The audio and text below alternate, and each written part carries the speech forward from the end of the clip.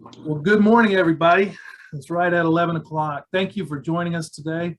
We've got on Yessaad. Key has been with us for, God, I was trying to figure it out, Key, but it's got to be 17, 18 years now. 18 years. 18 years. Wow. And right off the bat, he became very, very, very effective, very proficient at generating leads and that. And he's literally been our go-to guru.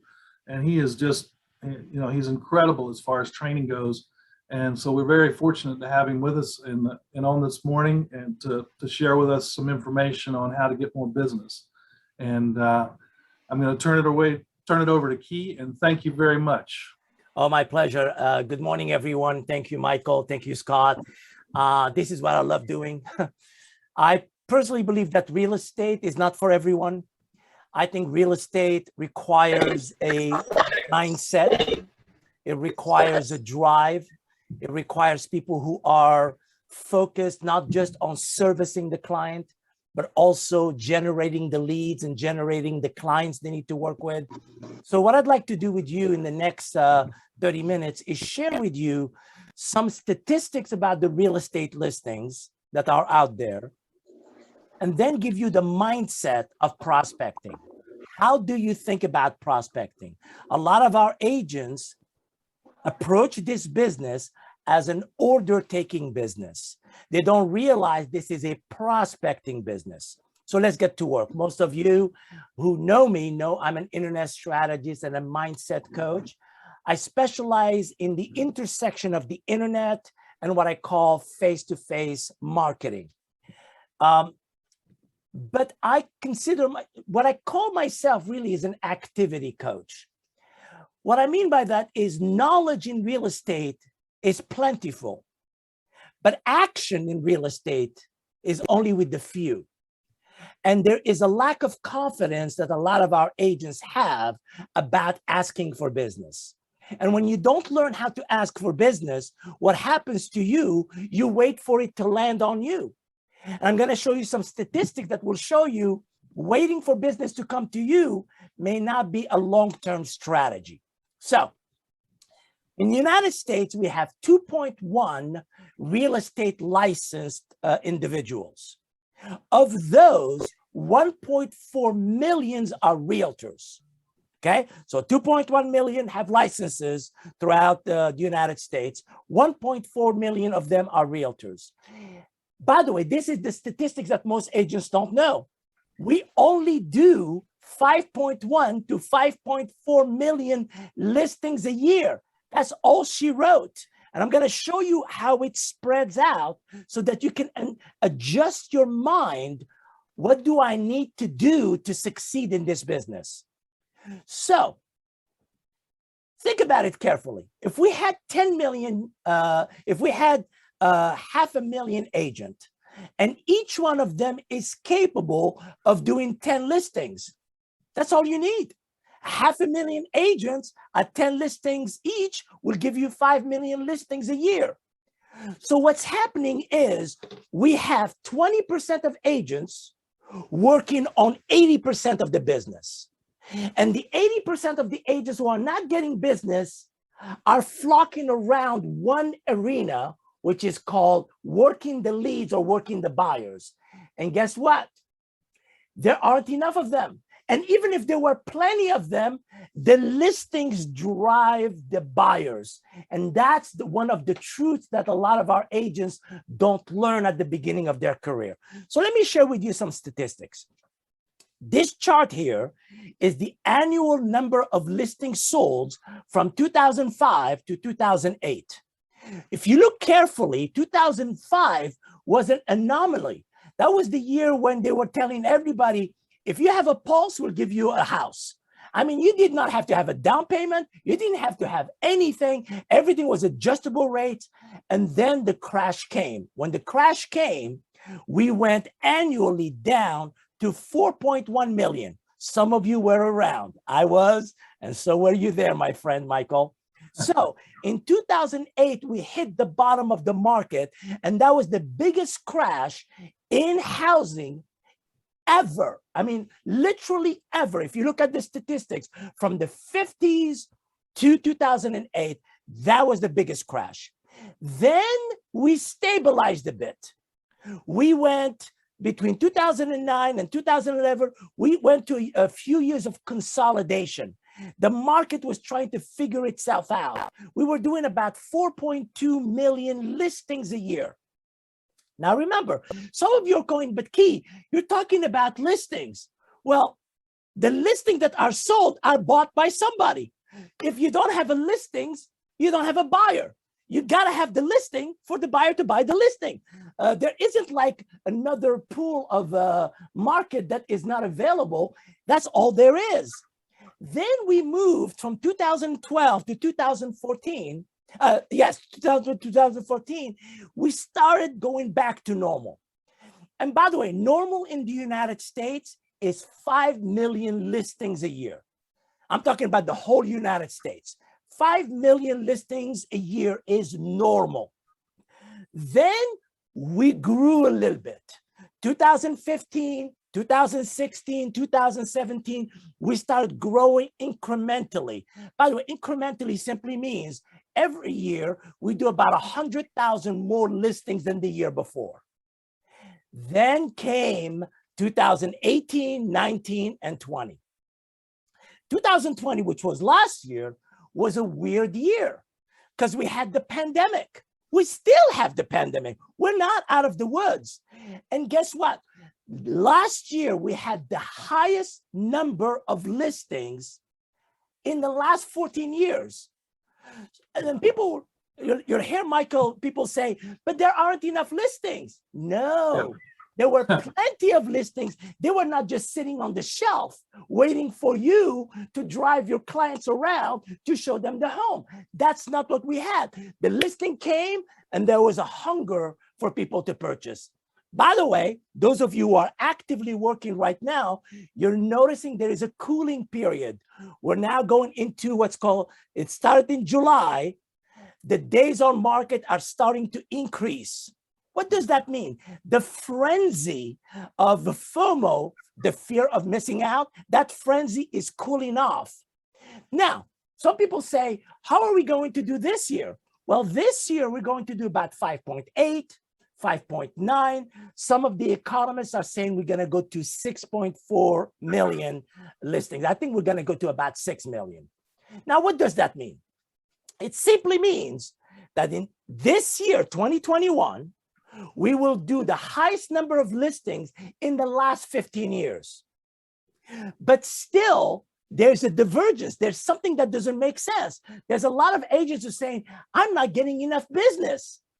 Some of you who are struggling with that because probably your eggs are in one basket, and that basket is called buyers. You have not diversified your baskets. You don't have a basket of sellers because you're not prospecting enough. Let me give you another statistic that is that we have to deal with. In the United States, we were building homes at a frenzy in the 50s, in the 60s, and the 70s because builders could make money. Even in the 80s, they could make money building what we call traditional homes. Right now, a traditional home is something that is a 3 bedrooms, 2 baths, 1-car garage, backyard, front yard, between 200,000 and 300,000. We were building them and people were buying them. And if you were a family, you could purchase them. But now builders can build those and make money. Builders now are building $700,000 home because there is a profit there. Whereas the 200 to 300, there's no, it takes too long to get the permits and it's expensive to build them. So notice the chart. Have you noticed that the chart has flattened? Our population is increasing and our chart is flattening. What does that mean? That from now on, as we go along, we will always have more buyers wanting to buy than there are sellers willing to sell. And by the way, it's not that sellers don't want to sell. Sellers don't know where to go. So take, for example, Michael. Michael says, hey, I want to sell my house, but I have a problem. I got to find another place to purchase. And now he has to go figure out how to maneuver a purchase before he can sell because he doesn't want to be homeless, of course. So the challenge that we have right now is the number of new construction has flattened. I'm not saying that there isn't new construction in the United States, but most of the builders are focusing on the 700,000 production because that's where the money is. The rest of them are doing what? You know, rehabbing. You just got to take a house that has a lot of, needs a lot of uplifts, and you got to work on it and try to bring it to the market. Now, why do I share this with you? Because I want to share, this is the chart that should excite you and scare you. It should make you very happy and it should scare you. Let me tell you why. In pink or red, what you're noticing there is the growth of the number of agents year over year. So year over year in pink is the growth of number of agents who are realtors. This is, by the way, this is NAR statistics. This is the growth of the number of licensed realtors in the United States. Do you notice that the pink section is going up? Notice what's happening to the blue section, which is the inventory, what we call the market. Notice that it's stable. So there's a divergence. When you have a divergence like this, what do people who come to the market want to do? Well, they want to work with buyers because they are new and they never learn how to prospect. So therefore, this chart is exciting to those who are listing agents. It is very scary for those who are just working with buyers. They need to add a level of balancing their business. Let me give you what I call a balanced business. A balanced agent is an agent who is able to do a minimum of 10 to 15 transactions a year, of which 5 or 6 are listings. See, if you do that, you control your faith. If you do 10 to 15 deals and they're all buyers, you're working, I mean, I admire you. You're working hard. By the way, by the time September rolls over, you are burnt out because buyers have you driving all over the place trying to find them stuff and you can't. And they want you to find them the cheapest one possible and you can't because it doesn't sit on the shelf. So the challenge is, as a realtor, for you to ask yourself, have I added prospecting to my business? And I'll talk about prospecting in just a second. But I'm going to make it even scarier, and for some of you, more exciting. If you took this idea, think about this for a second, Scott. Imagine a full-time agent. Could you agree with me that full-time agents are capable of doing 10 listings a year? If you do this full-time, and this is all you do all year long, and you commit yourself, and you have the system, and you have the mindset, you have the checklist, are you capable of doing 10 listings? Yes, you are, of course. But guess what? Look, if you take that measure, look how many agents we have as a surplus. And guess what they're doing? They're going after the buyers. And something else happened in the last 5 years, Michael, on the internet. Our buyers are no longer loyal. They don't just register in your website. They're registering your website in Zillow, Realtor.com. They're registering everywhere because there's no penalty or gain to be loyal to one person. So when you see leads coming in, we go, our industry generated 2 million leads this month. Yeah, they're the same person registering 7, 8 times to all of these websites, trying to find the cheapest home they can buy. So we need to become a little bit more strategic. We need to start asking ourselves, why are we putting all our eggs working with just buyers? Could we add a level of engaging our sellers, what we call prospecting? How do we engage our future sellers? So let's talk about that for a second. A good statistical measure of the market, what you and I call the market, is what's called the 5-year moving average.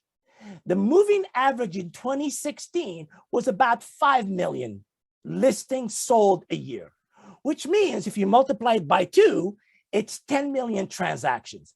That's all she wrote. Then you got to look at 2019. It was 5.3 million. Right now, we're at the highest we have ever been, which is 5.6, 5.4 million in 2020. So let's say you're talking to me about preparing for 2022. Imagine me working with Scott and I'm preparing him for 2022. He comes to me and says, Scott, Key, what do you think of the market? Is it going to crash? I'm like, Scott, relax. The number of listings next year will probably be the same as this year. It will be about 5.6, 5.7, 5.8 million. Are there going to be a lot of desperate buyers? Yes, Scott, there will be a lot of desperate buyers. And then the question I'm going to ask you, are you calling your neighbors? Are you farming your neighborhoods? Are you sending mailers asking them if you're thinking about selling? Are you doing open houses or events to get them to talk to you so that when they're ready to sell, they go, ring, ring, let's go, Scott. I'm ready to sell my house. That's how Scott controls his faith. Scott cannot control his faith with the desperate buyers. I'm sure he works with them. I'm sure he does a great job with them. But guess what? We need to learn that we are not order takers. We are prospectors. We have too many order takers. So next year, we'll do about 6 million. And guess what? You will hear, I promise you this, Michael, you will hear, there are not enough listings. You'll hear it because people want them to sit on the shelf for them to show that to their buyers, say, here you go. That's what people want. Those days are over. The internet is lapping up all of the good deals that show up. So without listings, this is for new agents. Those of you who are experienced, what I'm telling you now, you already know. But without listings, there is no real estate market. Buyers buy what is listed. This is the biggest lesson that agents need to learn when they come to this business. The demand of home ownership fluctuates between 8 to 10 millions a year. What does that mean? If you take the 8 to 10 million who want to buy, 5.5 million end up buying, which is fantastic. 2 million want to buy, but they can't. And 1.5 million want to buy, they can buy, but they can't find it. You cannot take a buyer who is able to buy a $300,000 home and say, you know something, why don't we look at $700,000 homes? He can't do that. Even though he wants to buy, he's not going to be buying something higher than what he can afford. Therefore, we need to learn as real estate agents to balance our career. We have to balance what we do. I believe that full-time agents who commit themselves to this business and run it like a business are capable of doing 25 deals a year, if they want to, only if they want to. And with an exit, we call that the Bronze Award. I truly believe full-time agents are capable of getting a Bronze Award a year. I believe that the major obstacle for people to achieve that is their mindset is not right yet. They lack self-discipline. They don't plan for their business. I'm going to give you guys a tip. Here's a book. Get this book. If you are going to do this business called real estate, get this book called No Excuses, The Power of Self-Discipline by Brian Tracy. It is the best investment you can make in yourself. And I don't care what business you're in. If you're an entrepreneur and you believe that you deserve better than what you already have, this is the book for you. Brian Tracy wrote this book and it is excellent. By the way, in my boot camps, this is required reading. You have to read this book before you even attend my boot camp. So you need to ask yourself, how do I invest in myself? So here's how you think about it. Whether you call it fishing, whether you call it hunting, I call it prospecting. The art of asking for business is the skill for you to learn. Write yourself this note. I am going to learn to ask for business consistently. Just write that down. I am going to learn to ask for business consistently. Will it always work? No. Will you always get it right? No. Will you feel sometimes rejected? Yes. But that means you got to keep going. And you got to keep going, and you got to keep going. That's the business you've chosen to be in. Those who wait for business tend to struggle the most. Now, let me give you an idea. Did you know that in the United States, every year, we lose 350,000 agents and we get a whole new batch of 350,000 agents every single year? Because the ones who are coming, they go, you know something, there's a lot of business. I'm just going to wait for the phone to ring. My broker is going to give me the listings and I'm going to make money. And that mindset is hurting them. That mindset is not helping them.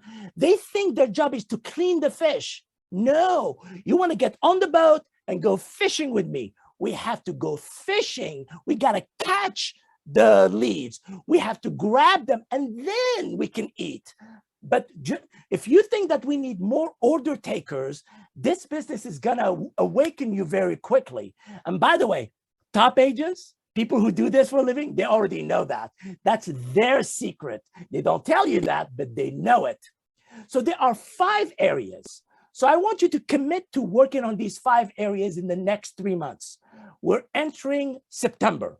So we have September, October, November, December, 4 months, correct?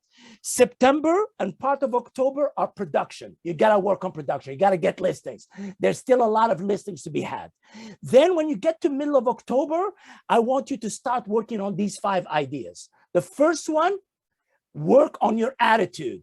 What I call your entrepreneurial attitude. I don't mean your personal attitude, your mental and business attitude. Work on that with books like this and other books. The second one, learn to create a schedule that you consistently use for prospecting. So let's say I was working with my friend Scott. Here's what I would tell Scott. Scott, you owe me 25 calls a day. Done. That's it. You owe me 25 calls. He goes, but Key, I'm afraid to say no. I'm like, hallelujah. Let's learn the script. Let's work the script. Let's make it happen. I know one thing. If Scott consistently does his prospecting on a daily basis, he may not get it right all the time, but he will always produce results. And that's what you want. Agents need to learn to control their presentation. You don't want to show up at the listing presentation without a good presentation. You got to bring a value to the table. You got a time block. Get some honesty about your life. What time do you wake up? What time do you go to bed? What time you make your calls? What time do you go door knocking? Are you door knocking? Are you doing anything to engage people? Have you learned the script that your broker has given you or a trainer like me has given you? Have you done that work? Because if you do that work, you will always make money. And finally, your mental toughness. You stop being afraid. Stop being afraid of somebody saying no. When somebody says no, don't like fall apart. They said no, orale, let's get somebody else, ask somebody else. And that's the business of real estate. The fear of hearing no is actually paralyzing a lot of our agents. That fear of rejection or the perceived fear of rejection is getting people to do nothing. They just wait for something to happen. Guess what? When you ask somebody who tells you, have you thought about selling your home? And they say no, you'll say, well, if something changes, give me a call. Nice talking to you. Bye-bye. And go to the next person. That's it. Don't add drama to it. Don't go, oh my God, they said no to me because I'm bald or because I'm not good looking enough. No, they just said no. Move on. By the way, if you gave ice cream for free, the best ice cream for free, some people will say no. You'll go, I'm giving you ice cream, dude. You go, I don't want it. I don't like you. I don't want to talk to you. People say no for the weirdest reason. Our job is not to fall apart. You got to work on these 5 areas. If you work these 5 areas really well, you will become a prospecting agent. And a prospecting agent can actually create their business. In my mind, we need to stop thinking that some people are born to be realtors and some others are not. For me, these 5 areas are areas of skill. This is why in my training, I don't do one-day training. I do, usually 8 weeks, 12 weeks training, because you got to be in a boot camp. You got to change the way you approach your business. These are skills training. Your job is to ask yourself, honestly, What are the good habits that I have about prospecting? And I want you to do more of that. And then I want you to ask yourself honestly, what are the bad habits, like watching Netflix until midnight, that I need to cut a little bit? You know, maybe I'll go to bed at 11, not midnight. Cut some of the bad habits, focus on the prospecting habits, and trust that they will produce results. They work for other people, they should work for you. Let me give you a tip and then I'll wrap up. How many of you right now have a Facebook account? I already know. You don't have to answer. I already know you do. All of you do. And how many of you have an Instagram account? I already know you do. Have you noticed that you're putting all of your information there? Have you forgotten that YouTube is also one of the largest social media platforms? And it's also one of the largest search platforms? How many people do you have on YouTube as subscribers? See, Facebook calls them friends. Yeah, they're not your friends. They're people you know. You're connected to them. So Facebook calls them friends. On YouTube, they call them subscribers. How many videos do you have on your YouTube channel? How many subscribers do you have? How many past clients have come to your YouTube and said, I love Scott. He did such a great job for us. How many people do you have like that? How many of your listings or your open houses are showing up on Facebook? See, you're putting all of your eggs in one basket, and it's called the Facebook Instagram place. And I'm not asking you to change that, keep that, but why not layer another container called YouTube? You see, did you know that YouTube is searchable? Anybody can see your video, whether you're friends or not. On Facebook, they can't. So you're not searchable on Facebook, but you're searchable on on YouTube. So on YouTube, you can put in a video and somebody who wants to check you out can see it. But some of you are probably going to do that with me. Go, he's so hyper. I got to check him out. I got to check his videos. He needs to take a chill pill. I already know that, by the way. I hear that all the time. But having said that, why don't you build in the next 3 months subscribers to your YouTube? But you cannot build them to your subscriber until you start putting videos there. So you got to start adding videos to your YouTube channel and inviting your friends on Facebook, Instagram, and LinkedIn to join you there, because then you'll be more searchable, especially if you talk about local events in your town, if you talk about listings in your town, market reports. You guys may not be leveraging YouTube to your best of your ability. So ask yourself, do I have a YouTube account? How many subscribers do I have? Do I have videos in it? Am I telling my friends to come see it? Because Facebook does not want you to do that. Facebook wants you to buy advertising. YouTube, you're searchable. So add that to your internet marketing strategy, and I think you will do better by being what's called Googleable or searchable. Let me end with this. You have in you the abundance of courage. You have in you the mastery of self-discipline. Embrace that. Don't embrace the cleverness of excuses. Embrace self-discipline. Get yourself a success partner who holds you accountable. So let's say Scott and I were success partners. He will call me and say, what are you going to do today? I'm going to say, I have 15 calls to make in Wilmington. He goes, I have 20 calls to make in, let's say, Jacksonville, North Carolina. And then he makes the calls, I make my calls, and then we huddle up. How did it go? What worked? What didn't work? Good job. Let's keep going. Get yourself a success partner that holds you accountable, and you hold them accountable. For me, self-discipline is the ability to do what you know you should be doing when you should be doing it, whether you feel like it or not. Now, that one stings a bit, but that is what self-discipline is. So I hope what I shared with you was useful, insightful. Hopefully you become a prospector, make the decision to be a listing agent, and then do the work. I have a video on YouTube called Getting a Listing is First and Foremost a Decision. Look it up.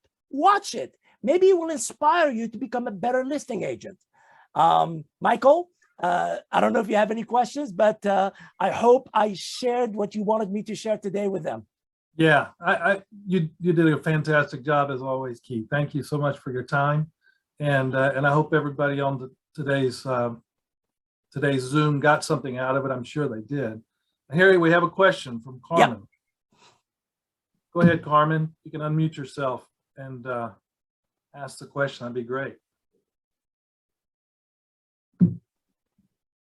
Let's see. I can unmute Carmen. Okay. Hi. Thank you. That was great information. I agree with you 100%. I'm sorry I got my cap on today, but I agree with you 100%. That was just excellent information. I am forming a neighborhood. When is it best to form? Like through the week and during the weekend? Should the sellers be home? Is it okay to just leave a hanger on the door and keep it moving? No, no, no. That last one is no. We always knock. We always say hello. We are neighborly. So here's how I farm. Farming for me is taking an item of value and giving it to a neighbor so they can make a better decision. It is not a sales call. We're not selling anything. So imagine Carmen puts together a neighborhood market report, what sold, what expired, the median home price, the days on market, some statistics that help the neighbors know the value of their home. I would tell her to door knock, usually Thursday, 4 to 5, 4 to 5:30 would be good. But the best one is always Saturday. Saturday from 10 a.m. to 12 noon is delicious because people are going around, they're doing their stuff. And if you're friendly and you're not selling anything, remember, Carmen, you're not selling anything, you're engaging. You want them to know, I'm your local realtor, I'm one of your neighbors. You probably have some questions about real estate. I'd love to help. If you thought about selling your home and you do it in a relaxed manner, you will have more people noticing you. I always like to tell people, wear your name badge, wear your realtor pin, and have the biggest smile on your face. And how much is your boot camp? Where can I find that out? I'll give you the URL. Do you see that URL on the screen on the top right called bit.ly/AWSN21? Do you see that URL? Yes, sir. Write it down. You'll find out everything you need about that. Okay, Hey, thank Carmen. you. Carmen, what market are you in? What town do you work in? Raleigh. Raleigh, excellent. Okay, very good. Great market. I'm working with a group of our brokers in the Raleigh market. So that's, I'm glad to have you join us today. Anybody else have a question, remark, something they want me to illuminate? Well, Michael and Scott, thank you for having me. Thank you. I love doing this, you know that, and I wish all of you prosperity, and I hope to see you in my classes one day. Have a great weekend. Take care, everybody. See you later. Take care.